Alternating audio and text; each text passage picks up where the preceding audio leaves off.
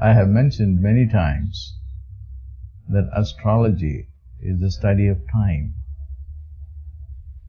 There are two dimensions of time. At one dimension, it doesn't exist. There is a dimension when you transcend your mind and the perception of the world. That can be lived simultaneously with the perception of the world through the mind. In other words, with time, the mind exists. Without time, the mind doesn't exist. We have to live both. We still live in this world, so we got to really deal with the passage of time, and it is a reality. And the purpose of astrology is that we have to know about the passage of time, the relative time from day to day, from hour to hour, even by second to second, if we are that conscious. The upcoming full moon is a very important time frame because it teaches about the role of relationship. Relationship is divine. That's why it is so important for life. It is through relationship that even an offspring birth takes place. Without it, it cannot take place. And that's why so much joy is associated emotionally, psychologically, and also bodily with the relationship and its physical dimension. And it's a divine model. It's a divine paradigm.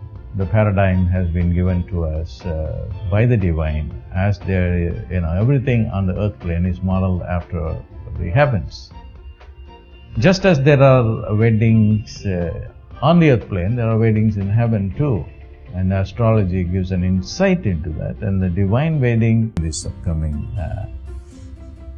full moon, the divine wedding at temples, the gods and goddesses celebrate their wedding on this time. So why do we have to celebrate this time? Because it is the time that you can rectify, remedy problems in relationship, whether you are married or you are heir, or whether you have living with someone or you don't have a relationship. So this is a time that you can really correct the problems with your relationship by participating in the divine wedding and then kind of reminding the divine, this is the model that you just gave to this world, and here I am messed up with my relationship, either I don't have a relationship or there are challenges in the relationship or nothing works. So now pray to the divine. Prayer is very important, and this is the time for prayer, particularly for relationship, by participating in the divine wedding rituals that are being conducted all over the temples here. And I encourage our people to focus attention on rituals that will bring good relationship for all of our members. So take advantage of this and then participate in the divine rituals that are being done to connect with the divine model of the divine wedding between the divine couple, so that they can imitate the model provided by them. So that makes your life so fruitful, not only fruitful but peaceful and productive for the world. So